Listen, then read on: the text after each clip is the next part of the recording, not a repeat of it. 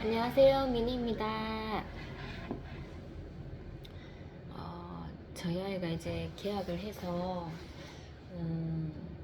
사무실에 아예 등교시키고 사무실에 오는 게 더 좀 편해진 것 같아요. 거리상으로도 굉장히 가까워서 오늘도 그렇게 몸이 힘들지 않게 그렇게 같이 등교를 하고 사무실로 바로 왔습니다.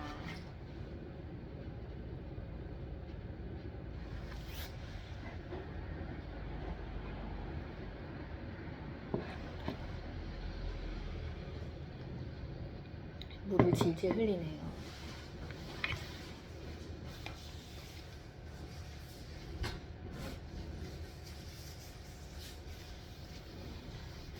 새학기가 되면 이제 어머니들도 긴장을 하고 아이도 마찬가지로 이제 긴장을 할 텐데 모든 학부모님과 그리고 이제 학교를 다니는 학생들이 한 명도 빠짐없이 학교 적응 잘 하고 힘을 내었으면 좋겠네요.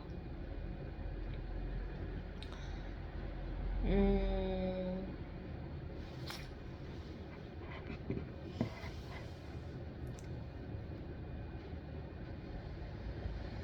저번 주에 그래도 한 영상으로 이렇게 한 번에 영상을 끝낸 것 같은데 오늘도 좀 그렇게 했었으면 좋겠는데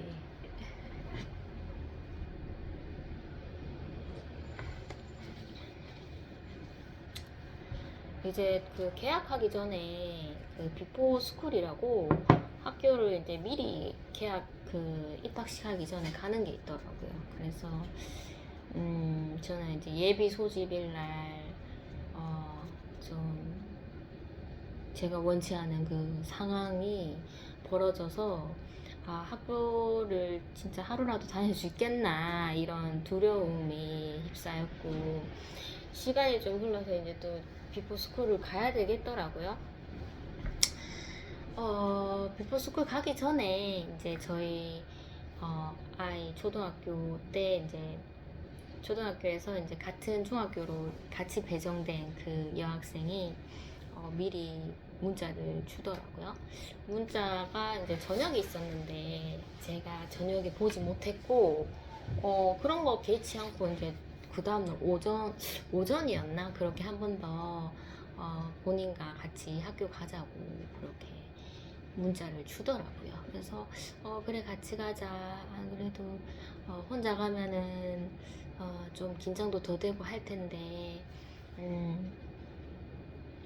그래도 네가 이렇게 연락을 와줘서 좋다 이렇게 이제 얘기를 주게 되었고 이 여학생이랑 이제 반배정이 결정나는 날이 있었어요. 그래서 그 여학생이 저에게 저는 몇 반이에요 이렇게 얘기를 줬는데 저도 사실 좀 긴장됐죠. 긴장이 됐고 같은 반이면은 참 좋은데 또 한편으로는 이 친구가 6학년 때 이제 뭐 4학년 때부터 뭐 저희 아이랑 같은 반이 됐던 적도 있었고 우리 아이를 다 좀 파악하는 아이기 때문에 또 같은 반이 되면 네가 또 공부를 함에 있어서 수업을 함에 있어서 또 방해를 줄 것 같은데 또 한편으로는 좀 미안한 그런 두 가지 감정이 들더라고요. 그래서 어쨌든 근데 그렇게 막 그 같은 반이 되지 않을 것 같다 이런 느낌은 없었고 하나님의 계획이면 뭐 같은 반도 될 수 있을 것 같다 하면서 이렇게 딱 봤는데 같은 반인 거예요. 그래서 제가 그 아이한테 같은 반 됐다고 얘기를 하니까 그 아이 반응이 굉장히 좋아하더라고요. 그래서 진짜 혼자여서 좀 걱정했는데 같은 반 되어서 진짜 다행이에요 하면서 제가 그렇게 얘기했죠. 이모는 굉장히 좋은데 너는 어떻니 이렇게 얘기하니까 본인도 굉장히 좋다고 막 이모티콘을 이렇게 날려주더라고요. 그래서 학교 비포 스쿨 같이 가기로 이제 했었죠. 그날 비 오는 날이었는데 비 오는 날 또 뭐 학교를 이제 가는데 비가 또 오냐 하면서 저희는 이제 먼저 여기 사무실에 와 있었고 제가 일부러 사무실에서 만나려고 하지는 않았어요. 그냥 우리는 사무실에 있을 테니까 네가 이제 횡단보도 학교를 건너가야 하는 횡단보도가 있는데 그 횡단보도까지 오면 우리가 나가서 같이 만나자 이렇게 얘기를 했는데 그 친구가 이렇게 얘기를 하더라고요. 그 쉼터 그걸로 본인이 오겠다고 또 이제 쉼터를 외웠더라고요. 의미 쉼터는 안 외웠는데 쉼터라는 것은 이제 머리에 박혀 있어서 사무실을 하지 않고 쉼터에 제가 이모가 말했던 거기 갈게요 하면서 그래서 이제 그 친구가 이제 약속 시간을 잡았는데 뭐 비가 와서 우산 가지고 가야 될 것 같아서 좀 시간 못 맞춰서 갈 것 같은데 전화 드릴게요 했는데 굉장히 뭐 비슷하게 이렇게 시간을 맞추더라고요. 맞춰서 이렇게 이제 가게에 내려올 때 전화를 해서 제가 문을 열어놨었죠. 그래서 그 아이 조금이라도 여기 앉아 있어라 하면서 같이 이렇게 시간을 좀 기다렸죠.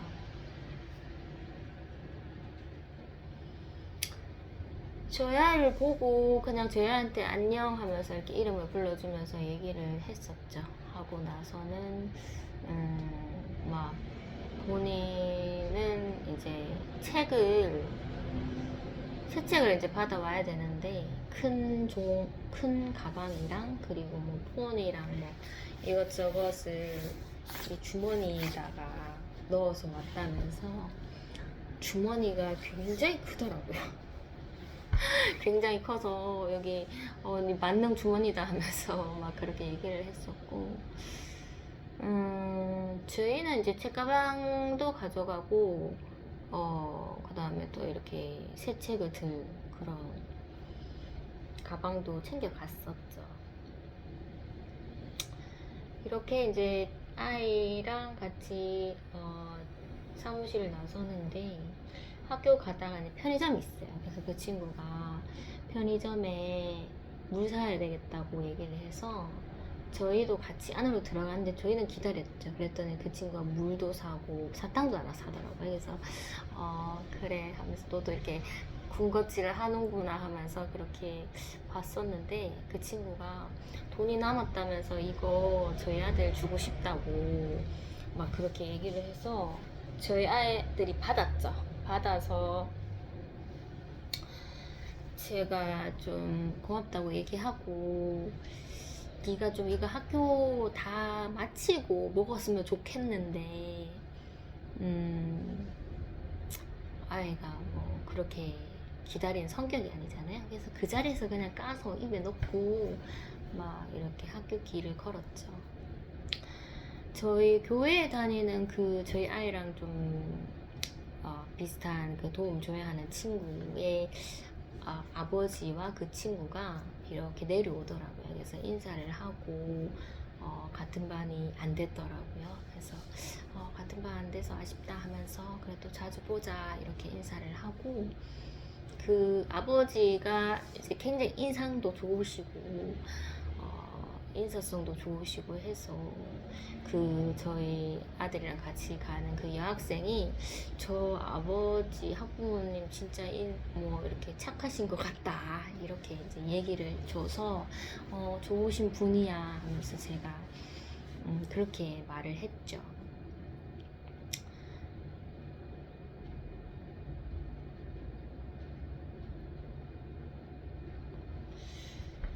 교실에 이제 그 친구는 먼저 올라갔죠. 왜냐면은 저는 그 저희 아이 도움 반에 갔다가 일반 교실로 가는 줄 알고 그렇게 생각을 하고 있었는데 그 전에 이제 선생님께서 도움반 선생님이 그날은 못 올 수도 있다고 얘기를 주셨기 때문에 아차 하면서 내가 잘못 생각했구나 하면서 제가 이제 뒤늦게 이제 교실로 갔었는데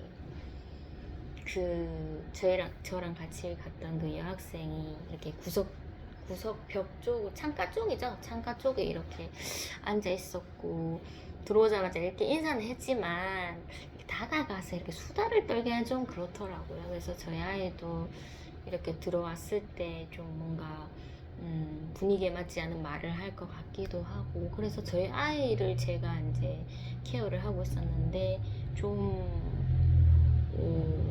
딱 들어가자마자 자리에 아무 때나 앉아도 돼요 하면서 어떤 앞에 있는 학생이 그렇게 얘기를 주더라고요. 그래서 굉장히 고마웠습니다. 저희 아이가 약간 사탕을 물고 이렇게 막 있으니 좀 주목은 좀 끌었는데, 뭔가 이제 그 교실 안에서 분위기에 맞지 않는 행동을 할 것 같으면 제가 복도로 이렇게 같이 복도에서 이렇게 대기를 하고 있었습니다. 선생님은 또 남자 선생님이시더라고요. 키가 크시고 좀 약간 젠틀맨 같은 그런 남자 선생님이신데, 과연 저희 아이를 좀 어느 정도 이해해 주실까? 그래도 도움반 선생님이 저희 아이의 그 상태에 대해서 담임 선생님께 좀 미리 기뜸해 드리겠습니다 했는데, 어느 정도 이해를 해 주실까? 그게 제일 걱정이었죠.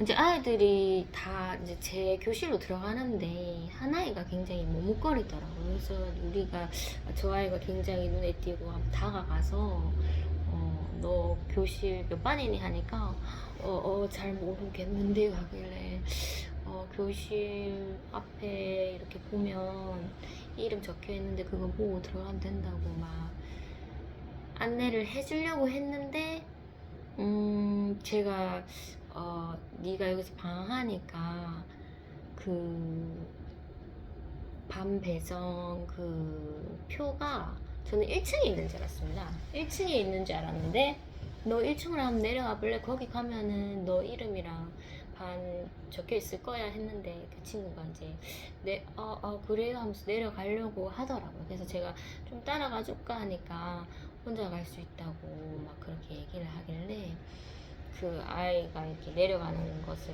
이제 저는 신경을 안 썼죠. 안 쓰고 이렇게 딱 봤는데, 그냥 반 문에 이렇게 부착돼 있더라고요. 그래서 아차, 내가 1층으로 내려가라 했는데 아직까지 거기 있을 텐데 큰일 났다.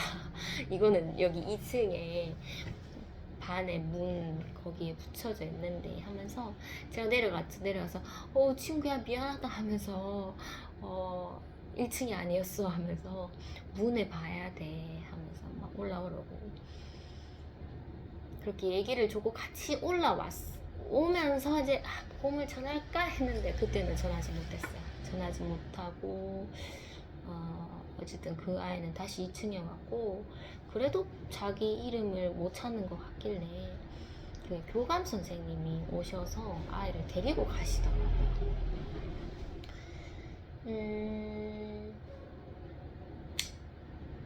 참 반에 들어가고 싶었지만 아무래도 이제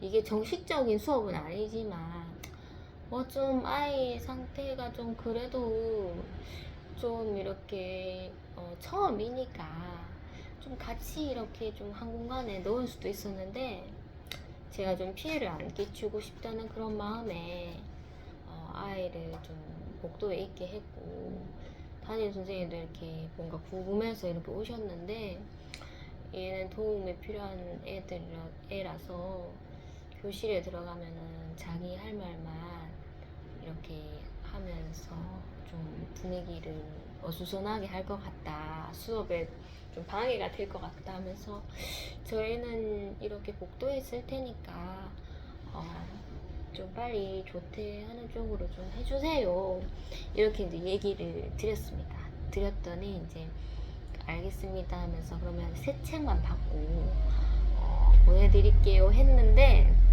새 책 받는 게 한 1시간을 넘어야 되겠더라고요. 그래서 저희는 차가운 그 시멘트 바닥이 있는 그 복도에서 좀 춥게 있었습니다. 창가에 그 약간 뭐랄까요? 난간이라고 해야 될까요? 거기 올라가서 엉덩이를 붙이고 이렇게 교실을 향해서 교실에 있는 아이들은 무엇을 얘기하고 있을까 이런 좀 부러움을 좀 느끼고 한 번씩 이제 뒷문으로 이제 이렇게 아이들을 이렇게 감찰을 하는데 서로 감찰을 하는 거죠. 안에 있는 학생들은 저 뒷문에 누가 이렇게 보냐 하면서 이렇게 구경하고 저희도 안에서 무슨 일이 벌어지나 하면서 이렇게 탐색하고 좀 그랬죠. 잠시 쉬는 시간 타이밍에 이때는 뭐 소리 질러도 안 되겠나 싶어서 저희 아이를 좀 들어가라고 했었고 저희 아이가 좀 들어가서 이렇게 멀쩡하게 빈 책상에 이렇게 앉아 있더라고요.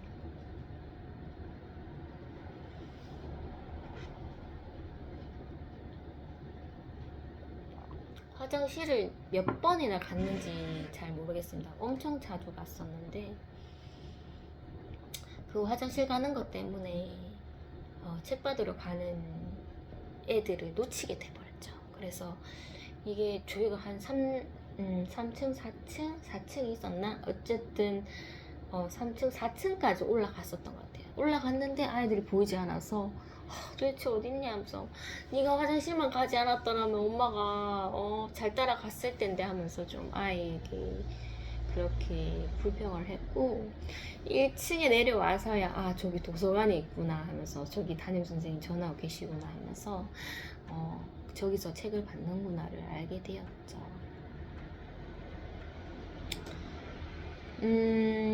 좀 이렇게 보니까 정말 중학생 1학년은 아직까지도 좀 어리다 이런 느낌이 들었고 막 그 중에서도 막 이렇게 튀고 싶어하는 애들이 있어요. 약간 무리지어서 이렇게 가는 애들.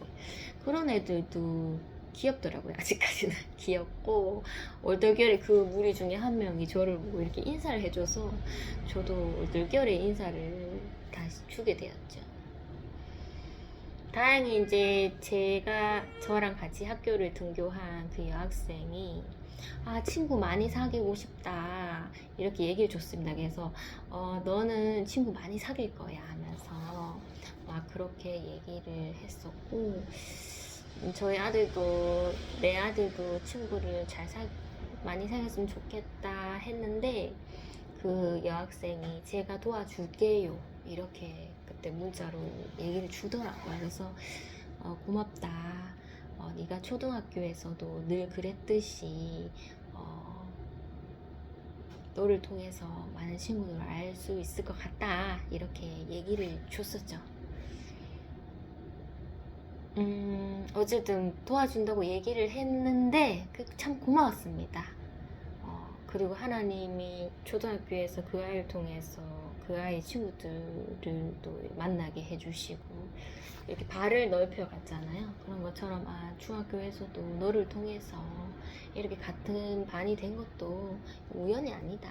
이게 다 계획 속에 있다. 이런 느낌이 들었었고 다행히 그 친구는 뭐 비포스쿨에 가서 수업을 듣는데 좀 되게 뭐 긴장하고 뻘쭘할 수도 있는 그런 수업 중에 선생님들이 아이들이랑 친해질 수 있도록 그런 프로그램을 준비를 했었나 봐요. 그래서 그 프로그램으로 막 친구들의 자아상을 그리면서 이렇게 조별로 뭐 그렇게 활동을 했는데 그 친구가 그래도 빨리 적응을 해서 친구를 사귀었더라고요 그날. 그래서 한 3명을 더 이제 추가로 팀으로 이렇게 좀 화장실도 왔다 갔다 하면서 마음속으로 벌써 친구를 사귀었구나 부러움도 있고 다행인 것도 있고 네가 걱정했는데 너는 역시 잘해 이런 것도 있고 좀 뿌듯함? 뭔가 부모 같은 그런 마음 있잖아요. 내가 이제는 도와줄 수 없는 상황에 대한 아쉬움. 내가 여지껏 이렇게 도와주고 했었었는데 이제 자녀를 보면은 내가 이제 도와주는 그런 일을 계속적으로 하다가 안 하게 되면 아쉬움 있잖아요. 그런 아쉬움도 있는데 그럼에도 불구하고 뭐 독립적으로 이렇게 잘 성장하는 그런 자녀를 보는 듯한 그런 느낌이었어요. 참 부럽고 대견하고 뿌듯한 것도 있고, 그래 너는 하나님 일을 해야 돼.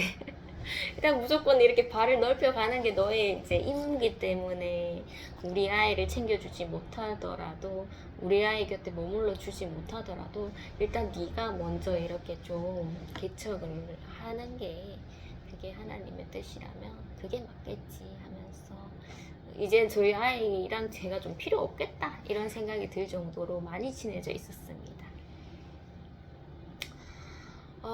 어쨌든 뭐 그 무거운 책은 막 저희 안에 들으려고 하지 않는 것 같더라고요. 그래서 제가 학교에서 준 그 가방이랑 그리고 제가 들고 간 가방을 양쪽으로 이렇게 반반씩 나눠서 이렇게 들고 갔는데 집에 가는데 막 그 우산도 써야 되고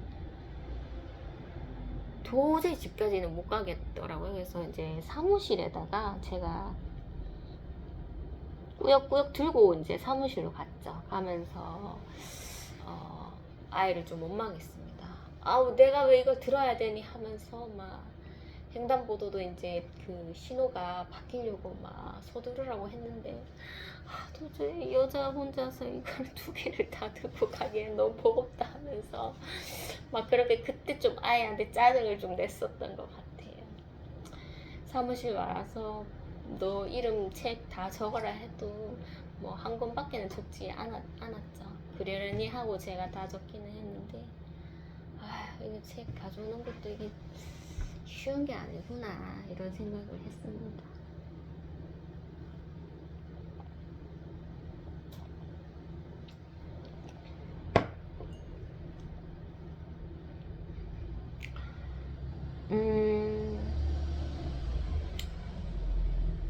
직장을 이제 가야 되는데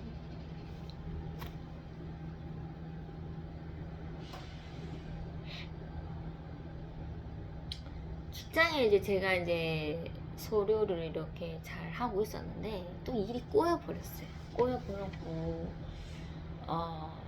결론적으로 말하면 이제 제가 해야 할 일을 남한테 이제 떠맡긴 셈이 된 거죠. 그래서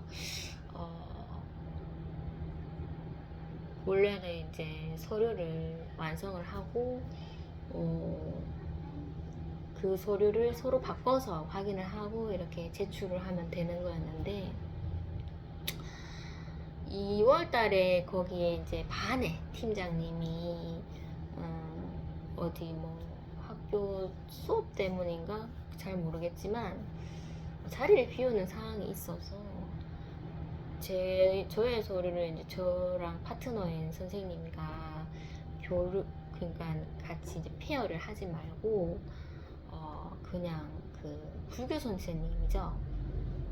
그 선생님의 제출하라는 그런 통보를 받았죠.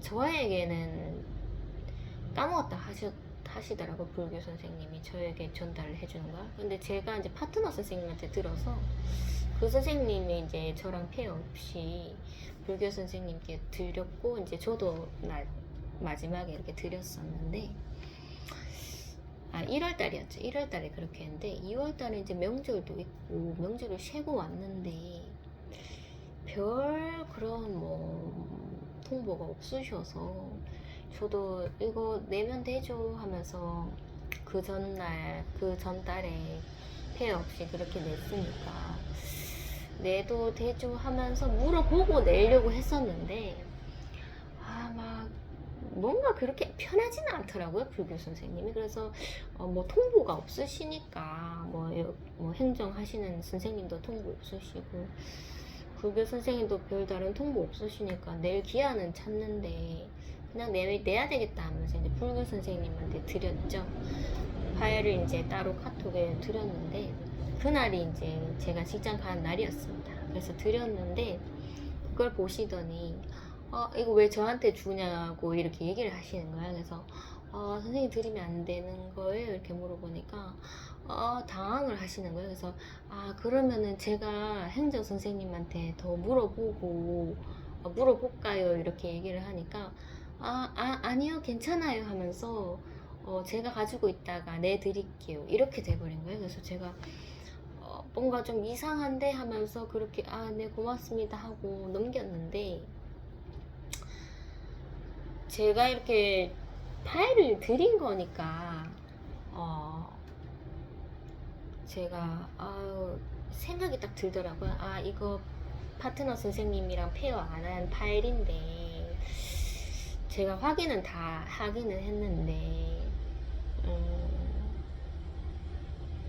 잘못 드렸나 이런 생각이 딱 드는데, 이미 내버린 상태라서 제가 또 처신은 좀 잘 하지를 못했습니다. 그래서 제가 이제 행정 선생님한테 따로 가서 미리 내버렸는데 페어를 안 한 파일이라서 제가 다시 페어하고 그냥 행정 선생님께 드릴까요? 드리면 이제 그 불교 선생님한테도 제가 페어 안 한 거라서 그냥 제가 따로 드리겠습니다. 이렇게 뒤늦게라도 말을 하면 되는데, 그때 그 불교 선생님이 딴 그 행정 선생님한테 여쭤볼까요? 했는데 아니에요 하면서 막 강력하게 막 그렇게 얘기해보니까 제가 입이 닫아버려진 거죠. 온몸이 굳으면서. 그래서 일단은 그렇게 하라고 하시니까 그렇게 해야 되겠다 이런 생각이 들어서 제가 그냥 잠잠하게 있다가 이거 도대체 이 일을 어떻게 해야 되나 이런 생각이 들더라고요. 그래서 이미 제 파일은 이제 드렸으니 수정 못하겠다 이런 생각이 들어서 그 파트너 선생님께 제가 뭐 저번이랑 똑같이 그렇게 페어 안 하고 내는 줄 알고 냈는데 이번에 페어를 못할 것 같다고 그렇게 말씀을 드렸습니다. 그랬더니 상황 파악은 좀 되셨는지 알겠다고 하시더라고요. 그래서 이제 제가 그렇게 얘기를 드렸고 페어를 안 했는데, 이게 자꾸 이제 제 머릿속에 이렇게 막 빙빙 도는 거지. 이게 뭔가 잘못된 것 같은데 이런 생각이 들었고, 행정 선생님께 제가 결국엔 말씀드렸습니다. 저 저번 달이랑 똑같이 하는 건지 알고 그렇게 냈는데 제가 페어를 못했습니다 하면서 그렇게 말씀을 드렸더니 그러면은 제가 보고 확인해서 고칠 게 있으면 말씀드릴게요. 이렇게 이제 문자가 오게 되었고, 막 수정해야 할 거를 저에게 알려주시더라고요. 그래서 제가 고맙습니다 하고 그렇게 했는데, 뭐 선생님이 바뀌었으니까 예전의 방식으로 내가 했던 것에서 갑자기 수정권이 딱 생기니까 이거 전에는 그렇게 안 했던 것 같은데 막 그런 식으로 제가 조금 의견을 냈었죠. 의견을 냈지만 알겠습니다, 그렇게 하겠습니다 하면서 수긍을 했었습니다. 그랬는데 이제 뭔가 저 것만 이제 페어를 못했다고 하기엔 좀 그래서 그 파트너 선생님 거도 페어가 안 된 그 파일일 거예요 하면서 행정 선생님한테 말했더니 그 행정 선생님이 좀 궁금해 하시는 거예요. 왜 상황이 이렇게 된 건지, 위에서 이렇게 지시가 있었냐, 이런 식으로 얘기를 주셔서 제가 상세하게 말했죠. 이거는 뭐 좀 이렇게 어렴풋이 말해갖고는 풀리지 않을 그런 얘기일 것 같다 하면서 정말 상세하게 저는 뭐 아무 통보 없으셔서 뭐 저번 달처럼 내면 되는지 알고 그렇게 냈던 건데, 그 낸 당일날 뭔가 잘못됐다는 걸 알았고, 그 불교 선생님이 저 대신에 내주신다고 하니 제가 페어를 하기가 좀 애매해서 저의 파트너 선생님한테도 페어를 하지 말자고 제가 말씀드렸는데, 제가 그거는 일방적인 저의 생각이었고 뭔가 잘못된 것 같아서 선생님께 말씀드렸습니다. 이렇게 이제 사실대로 말씀을 드렸는데 그 선생님이 이제 제 것도 봐야 되고 행정 선생님이 그 저의 파트너 것도 봐야 되는 거잖아요. 그래서 굉장히 그 선생님한테 다 떠밀려진 거죠. 저희들 파트너의 일들이. 그래서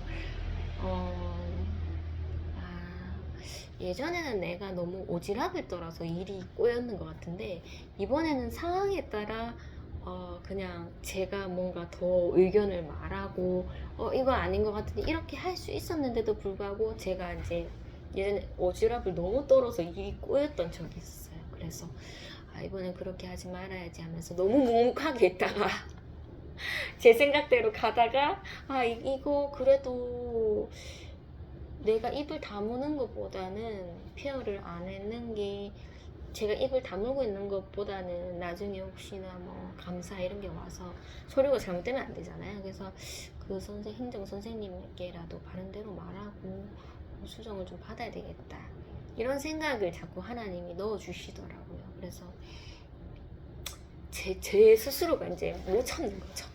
고민에 휩싸여서 말하지 않으면 너무나 답답하고 그래서 밑보일 그런 말을 전했는데 어쨌든 뭐 그 선생님이 알아서 처리하겠다 하면서 끝을 냈는데 두려운 거죠. 이렇게 대화하는 그 카톡의 그런 대화 내용과 그 말투가 내가 그 선생님을 귀찮게 했구나 라는 것을 제가 느끼게 되고 그 선생님도 막 이렇게 이해를 막 해주시려고 하는데 귀찮은 일이 많이 생겨버리니까 뭐 즐거운 사람이 어디 있겠어요. 그래서 그렇겠다 이런 짐작이 딱 들더라고요. 그래서 직장에 가면 뭐 어차피 뭐 카톡으로 고맙습니다 죄송합니다 이런 말 많이 했는데 한 번 더 해는 게 맞겠다 이런 생각이 들어서 직장을 갔는데 그렇게 살얼음일 수가 없더라고요. 그래서 그 행정 선생님이 그 문 입구 쪽에 그 테이블에 이렇게 앉아 있으신데 인사를 했는데 분명 웃으셨는데 금방 이렇게 표정이 무표정으로 변하시더니 확 돌리시더라고요. 그래서 분명 화가 나는 거 맞다 이런 생각을 했고 제가 이제 어쨌든 수정권을 주셨으니 다시 이제 수정을 하고 파일을 처리하려고 사무실로 들어갔는데 저 나름대로 막 주섬주섬 했죠. 그리고 실수하지 않으려고 막 마음이 조급해도 미리 일찍 가서 막 그래 차근차근 하면 된다 이런 생각이 들었는데 그 행정 선생님이 막 사무실에 들어오시더니 막 훅훅 하면서 막 이동을 하시는데 제 옆에 이제 캐비넷이 있었는데 막 그냥 훅훅 오시면서 막 캐비넷을 열었다가 확 닫는데 막 굉장히 막 그 서늘한 기운 있잖아요. 막 그런 느낌인 거예요. 그래서 중앙에 이제 테이블이 있었고 제가 서류를 처리하는데 막 바로 앞에 이렇게 계시더라고요. 그래서 제가 얼떨결에 선생님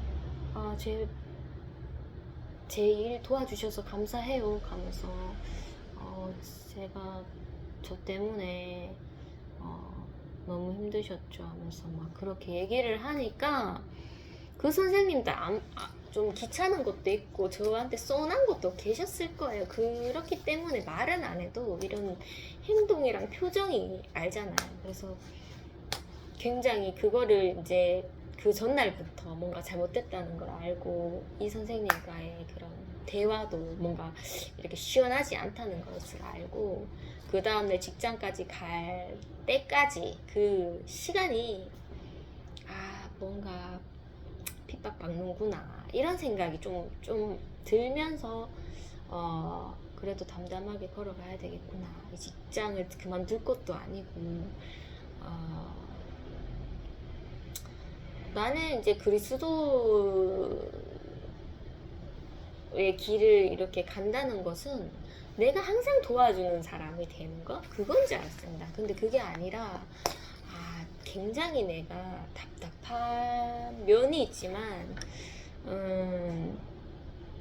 그것을 이제 한 걸음 한 걸음이 숨김없이 하나님 앞에서 정직하게 걸어가야 할 길이라서 제가 대충 이렇게 뭐 모르겠지 하면서 지나칠 수가 없는 그런 제 길인 거예요. 그래서 내가 능력이 있어서 사람들을 막 필요한 걸 도와주고 이런 게 아니라 내가 뭔가 이상하게 일이 꼬여서 소통이 안 되고 뭔가 결국 저의 잘못이긴 하지만 이렇게 답답한 사람으로서 남한테 도움을 제가 받아야 하는 사람으로서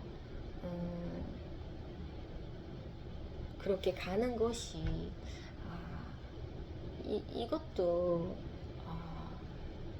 마치 뭐 번쩍하는 그런 기적만 보이고 뭐 번쩍하는 그런 뭐 이벤트 이런 것만 보이는 게 그리스도인의 길이 아니라 이렇게 답답하고 막 남한테 꼭 피해주는 것 같고 그럼에도 그 자리를 꿋꿋하게 걸어가야 하는 게 이것이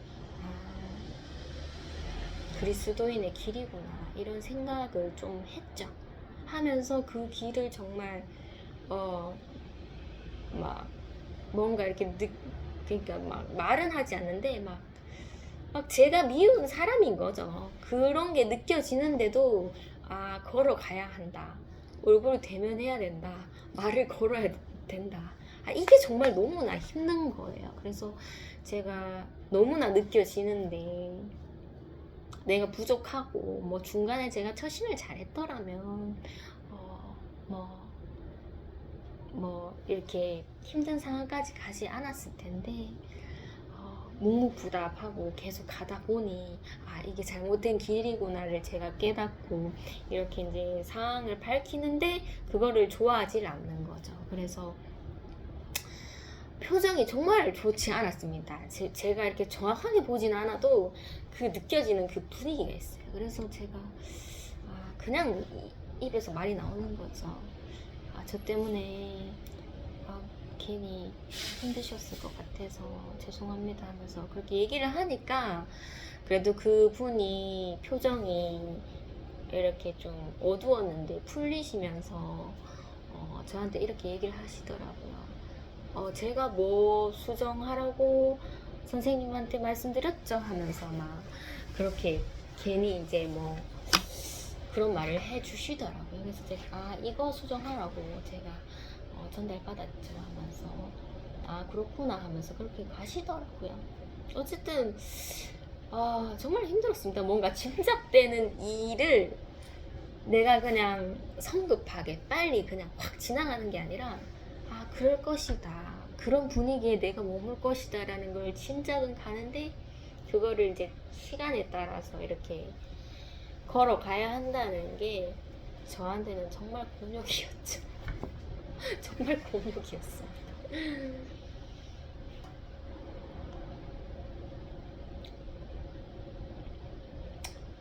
뭐 그런 좀 뭐 살 떨리는 그런 순간이 있는 반면에 또 모르겠어요. 제가 좀 어쨌든 이제 제가 페어를 하지 말자고 파트너 선생님한테 말씀을 드린 거고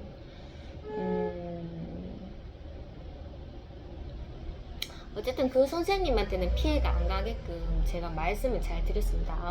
그러니까 그 선생님의 결정이 아니고 제가 일방적으로 내린 결정이라서 그 선생님을 좀 보호하려고 했었죠. 제가 독감 걸리고 나서 이제 그 파트너 선생님은 음악 선생님이신데 제가 뭐 죽다 살아났다 막 이런 얘기를 하고 막 놀래시는 거 제가 그 선생님도 교회 다니시니까 하나님이 살려주셨어요 하면서 막 그런 얘기를 하고 난 시점부터 음악 선생님이 약간 좀 이렇게 표정이 좀 달라지시더라고요. 그래서 예전에는 항상 좀 이렇게 좀 표정의 변화가 크게 없었었는데 그리고 막 뭐 이렇게 장난치는 거 좋아하시고 그런 선생님 전혀 아니시고 항상 일관적인 선생님이었는데 그때 이후로부터 그 페어 때문에 이렇게 문제 삼아진 그 시점부터 뭔가 음악 선생님이 저를 좀 더 편하게 오시는 것 같더라고요. 그래서 몇 번 이렇게 또 집에도 같이 갈 상황도 있었고 했는데 조금 대화를 저한테 더 많이 하시더라고요.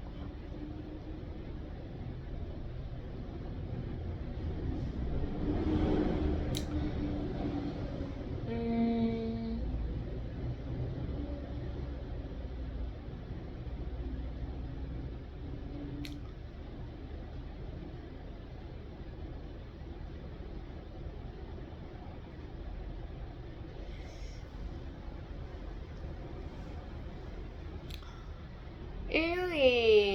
토요일이었죠. 그러니까 그 직장 간 날이 금요일이었으니까 금요일 저 밤에, 저녁에 퇴근할 때 이제 전화가 와 있었는데 보니까 저희 교회 이제 전도사님께서 전화를 주셨고 문자가 있었는데 그 문자가 이번 주는 뭐 목장별로 그거 감사 찬양이 있다면서 오후 예배 때 그 문자가 있었고 그 전도사님께서 이제 전화를 주신 거죠. 그래서 제가 전화를 다시 드렸는데 내일 목장 모임이 있는데 신방이라서 저는 따로 이렇게 그냥 집집마다 하는 줄 알았는데 그 목자에 그러니까 전도사님이 꼭 목자가 있고 목장이잖아요. 그 목자의 댁에서 예배를 함께 드린다고 얘기를 하시더라고요. 그래서 저보고 오라고 하셔서 제가 또 가야 될 자리인가 그런 생각은 들었지만 일단 어머니한테 한번 물어보고 어머니가 허락하시면 가겠다고 말씀을 드렸죠. 그래서 어머니한테도 일단은 그날 통보를 드렸고 뭐 어머니가 그 다음날 심경의 변화가 있어서 가지 말라면 그냥 가지 말고 가라고 하면 편안한 마음으로 가자 이런 생각을 했었죠. 다음날이 되어서 이런 얘기를 했었네요. 좀 내가 지금 상황이 좋지 않은데 재정적으로 그것을 좀 이렇게 나라의 도움으로 이렇게 메꿔지는 그런 일이 있었습니다. 제가 정확하게는 말씀 못 드리겠는데 그래서 그 전도사님 걱정을 하셔서 제가 어떻게 또 하나님이 다 보시고 제 상황에 맞게끔 재정이 줄어들면 그 재정을 또 다른 방식으로 메꿔주시는 하나님을 발견했다면서 뭐 그런 얘기를 전도사님께 통화를 하면서 했었던 것 같아요. 어쨌든 그런 얘기를 했었고 그 다음 날이 되어서 교회에서 이제 모여서 이렇게 차를 타고 간다고 하시더라고요. 그래서 제가 9시 한 50분 딱 맞춰서 어머니가 이제 갔다 오라고 하셨으니 제가 이제 교회를 갔는데 본당에도 이렇게 문이 안 열려 있고 막 어딜 가나 사람이 한 명도 없는 거예요. 그래서 이거 뭔가 잘못 알고 이 날이 맞나 싶을 정도로 고요해서 제가 전화를 했는데 전도사님 전화도 받지 않는 거예요. 그래서 이거 뭐지? 분명 오라고 해서 왔는데 이상한 거예요. 그래서 머뭇거리다가 집에 가야 되겠다 하면서 더덜 이제 그 오르막에서 내리막만 내려가면 이제 바로 도로를 향하는 곳인데 내려가려는데 이제 차가 한 대가 딱 오더니 다른 전도사님께서 저를 발견하시고 어쩐 일로 여기 오셨어요 하면서 그렇게 얘기를 하시길래 그 전도사님은 저랑 친하진 않습니다. 그리고 제가 주일마다 이렇게 인사를 하면은 인사를 이렇게 좀 잘 받아주는 건가 안 주는 거 저는 느끼고 있죠. 어쨌든 그런 전도사님이었는데 저를 발견하자마자 어쩐 일로 오셨냐면서 하시길래 제가 오늘 신방 간다해서 왔는데 아무도 없네요 하니까 저 사무실로 들어가면 된다고 그렇게 안내를 친절하게 해주셨어요. 그래서 감사드렸죠. 가니까 이제 부목사님이랑 이제 전도사님이 계시더라고요. 그래서 저는 오늘이 아닌 줄 알았다면서 사람이 아무도 없어서 좀 당황했었다 하면서 막 그런 얘기를 했었죠. 전도사님이랑 부목사님이랑 저랑 이렇게 이제 차를 타고 거리는 이제 저희 집이랑 정말 가까웠습니다. 가까웠는데 제가 막 헤맬까봐 같이 차로 타고 가자고 하셨던 거죠. 그래서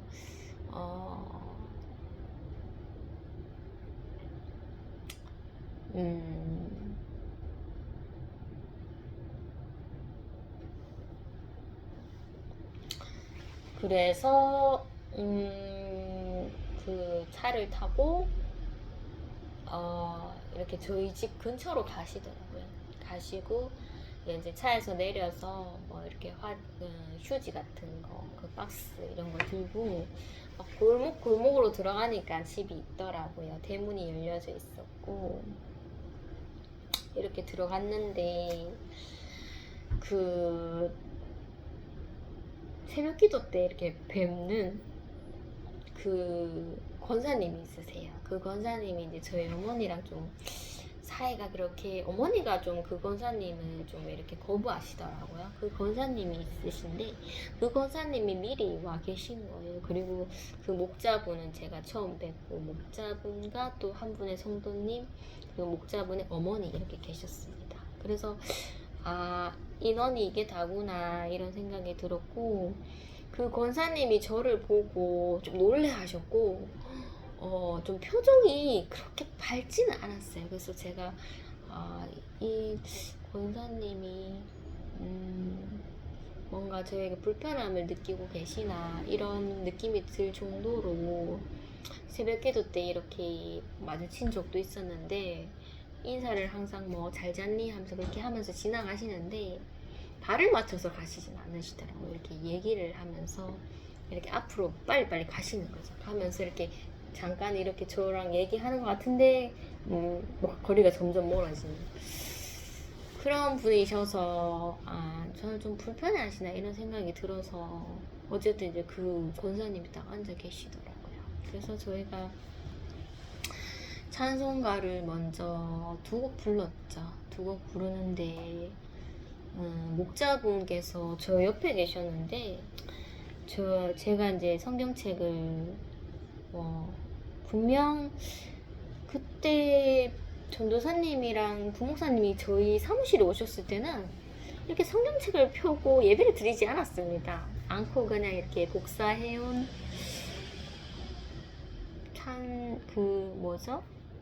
찬송가나 뭐 이런 거를 보고 찬송을 한 번 들었었나 그랬었던 것 같은데, 분명 성경책 필요할 것 같긴 한데 뭐 이런 모임 같은 그런 목장 모임은 제가 처음이고 그냥 가보자 하면서 딱 갔는데 성경책이 필요하더라고요. 그래서 아차 뻘쭘하다 이런 생각이 들었는데, 목자분이 이제 저에게 성경책 넘겨주시고 어머니 쪽에 가셔서 그렇게 찬송가 불렀죠. 첫 찬송가는 잘 모르겠는데 두 번째 찬송가가 이제 그 제일 연로하신 그 목자분의 어머니가 좋아하시는 찬송가, 지금까지 지내온 거 301장인가요?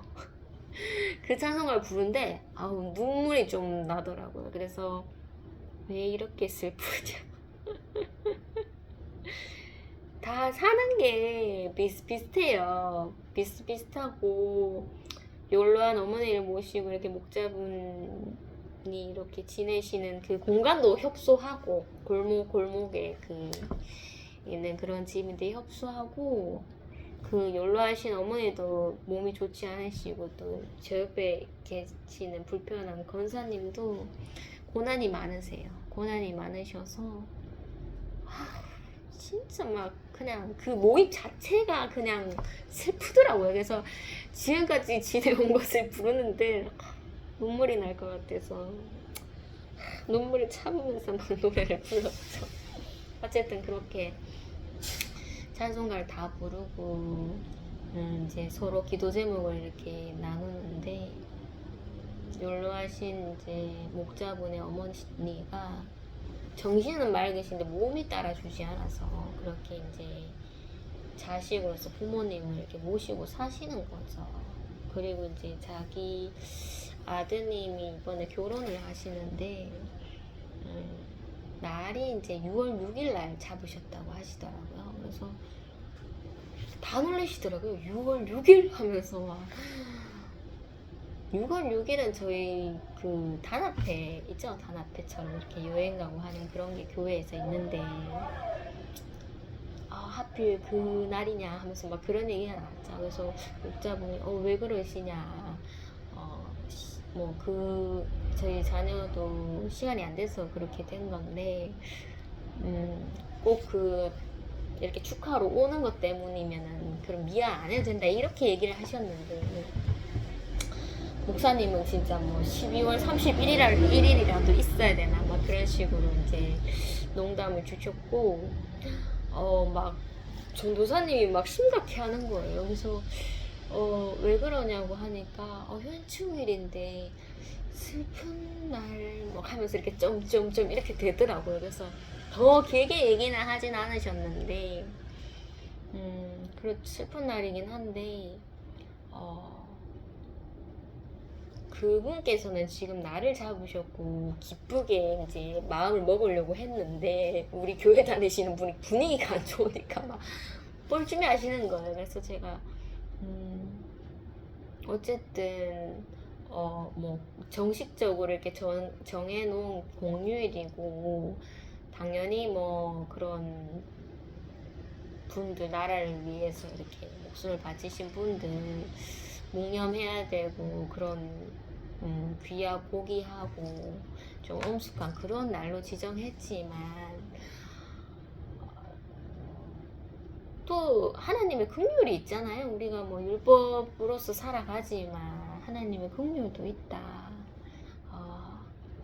뭐든지 사람을 위한 게 아니냐. 그 율법 너무 중요하지만, 안식이 중요하지만 사람을 위한 그런 것도 하나님께서 이해해 주시지 않겠나 이런 생각이 들어서 모두가 노 할 때 좀 예스라고 해주고 싶었어요.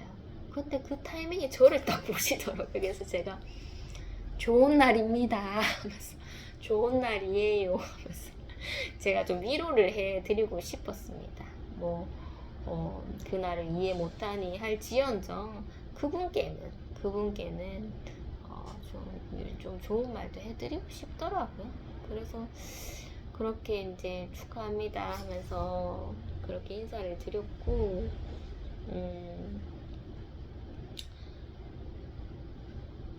그리고 제 옆에 계시는 이제 성도님이 있으신데 그분도 좀 중년이신데 뭐 자기 배우자에 대해서 이렇게 좀 기도하고 자녀 분들 기도를 이렇게 하시고 하시더라고요. 그리고 저희 옆에 그 권사님은 정말 충성스럽습니다. 정말로 좀 나는 누가 뭐라 해도 마이웨이로 간다 이런 마인드의 분이시기 때문에 목사님이 좀 워워하라고 자꾸 농담을 이렇게 주시는 거죠. 막 그 권사님이 나는 성령님한테 이렇게 하나님이 말씀해 주셨다 하면서 이런 얘기를 막 하시는데, 목사님 그런 얘기는 우리 목사님이랑 다 부목사님이 하는 얘기다 하니까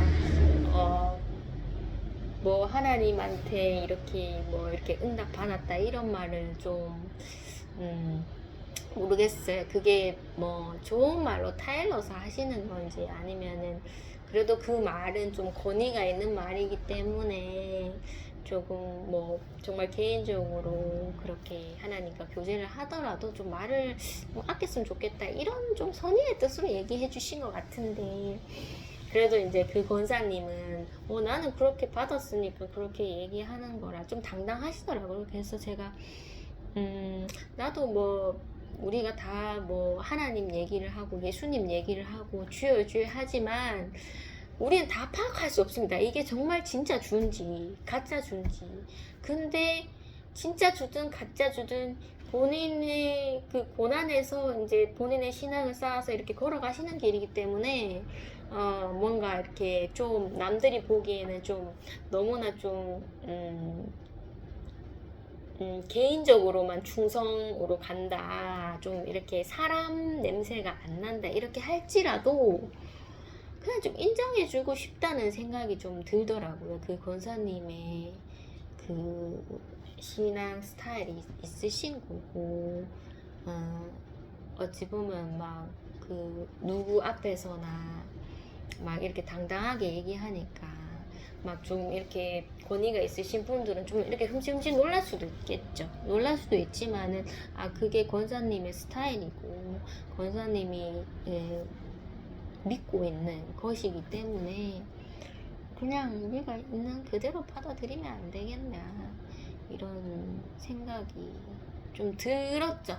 들었고 그 권사님도 본인만의 그 고난과 그 신앙들이 얼마나 소중하고 지키고 싶으셨기 때문에 나타나는 그런 행동이랑 말투랑 그런 건데 꼭 남이 봤을 때 그분만 특별한 양 이렇게 보일 수도 있지만은 그냥 있는 그대로 우리가 좀 바라봐주면 진짜인지 가짜인지는 뭐 하나님이 아시겠죠. 저희는 뭐 판단할 수가 없잖아요. 진리 이외에 말하는 것이 아니기 때문에. 그래서 좀 그 권사님을 좀 측은하게 바라보게 됐고, 그 권사님이 뭐 좀 뭔가 이렇게 기도를 시키면 기도를 길게 하고 막 열정적으로 하니까 목사님이 기도 짧게 해달라고 막 그렇게 또 사정을 하시더라고요. 그런 스타일이시구나 이런 생각이 들었고, 어쨌든 그 권사님 굉장히 독특하세요. 그 찬송가를 부를 때도 막 정말 군인처럼 이렇게 부르시는데 다들 목소리 아껴라고 막 하시는데 이런 말씀 하시더라고요. 나는 이거 그냥 노래라고 안 한다. 나는 하나님과의 대화라고 생각하기 때문에 내 스타일이니까 어쩔 수 없다고 그렇게 좀 이해하시라고 말씀을 주시더라고요. 저는 이제 저희 어머니가 이제 기도 제목인 거죠. 근데 목사님이 바라시는 그 기도 제목은 아니셨습니다. 왜냐면 부목사님이 저희 의미쉼터를 오셨고, 그리고 이렇게 둘러보면서 요런 느낌으로 하시는구나, 이분은 그냥 본인이 가야 할 길 가야 되는구나 그렇게 이제 파악을 하셨는데 1년이 지났잖아요. 그래서 궁금한 거예요. 이 의미쉼터가 도대체 어떻게 이제 좀 이렇게 성장을 해가는지. 근데 기도 제목이 완전히 다르게 저희 어머니 건강 걱정으로 이렇게 제가 기도 제목을 써놔서 본인 거를 하지 하면서 그렇게 얘기를 했는데, 이게 뭐 어머니만의 문제가 아니라 우리 가족 다 이렇게 연결되어 있는 그런 문제다. 내가 부정하고 싶어도 부정할 수 없는 문제다. 이렇게 이제 제가 말씀을 드렸고, 저희 어머니 상황에 대해서 얘기를 드렸죠. 그리고 뭐 신방 오시면은 제가 왜 그때 새벽 기도를 안 갔는지 그 이유도 제가 말씀드리고 싶었는데 적절하게 얘기를 하면서 그 이유도 말씀드렸습니다.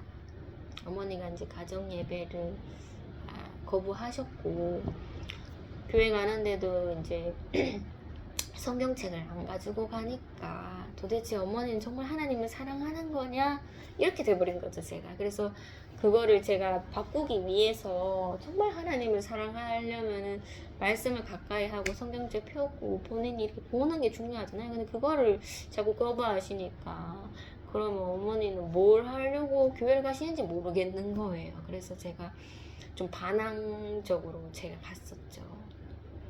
새벽기도도 안 간다. 그렇게 시험이 들었다고 목사님께 얘기했습니다. 그래서 새벽기도도 안 간다. 자세히 말해드리지 못했지만 내가 일부 예배 때 부목사님 있을 때 성경책도 안 봤다, 이 얘기는 하진 않았습니다. 충격 먹으실까봐. 그래서 그런 상태였는데 제가 이제 독감 걸리고 나서 하나님께서 저의 교만을 꺾어 주셨습니다 하면서 그때 이제 어머니는 내가 바꾸려고 하면은 안 되는 존재고, 내가 이제 어머니를 바꾸려 했던 그 마음은 내가 내려놔야 되는구나 이런 생각이 들어서, 야, 어머니 있는 그대로를 내가 바라봐야 되겠구나. 그렇게 마음을 내려놨다고 그렇게 말씀을 드렸죠. 목사님 앞에서 제가 이렇게 신용을 했습니다. 이렇게 성경책 피고 이거 읽는 게 정말 힘듭니까? 하면서 다들 이렇게 보시더라고요. 근데 이게 어머니가 이게 되지 않는 거는 저는 의지의 문제인 것 같았는데, 의지의 문제가 아니라 하나님이라고는 얘기를 안 했습니다. 뭐 하나님이 이렇게 했다 이렇게 하면 좀 그분들한테도 좀 그분들도 권위가 있지 않겠습니까? 그래서 그때인 것 같다. 속뜻은 이제 하나님께서 이제 느부갓네살 왕, 바벨론의 그 왕을 정말 머리에 이슬이 적게끔 하고 발톱을 세 발톱으로, 그리고 숲속에서 몇 년을 이렇게 머물면서 짐승처럼 살다가 하나님을 이렇게 정말 나 위에는 하나님이 계시는 걸 깨닫게 해주셨잖아요. 그 속뜻은 그거지만 지금 이때 때인 것 같다. 주신 때인 것 같기 때문에 제가 뭔가를 바꾼다거나, 엄마는 의지가 없으니까 막 제가 의지를 부추기는 거죠. 그렇게 해서는 절대 안 되는 것 같다는 것을 제가 깨달았다고, 이 때를 지나면 하나님이 회복해 주시지 않으실까 그렇게 믿고 있다고 그렇게 말씀을 드렸는데 이제 해결 방향이 막 나오는 거죠. 어머니가 정말 두려워서 욕실을 못 들어갈 정도로 머리도 언제 감았는지 두려워서 못 씻겠다고 막 옆에 있어 달라고 막 그렇게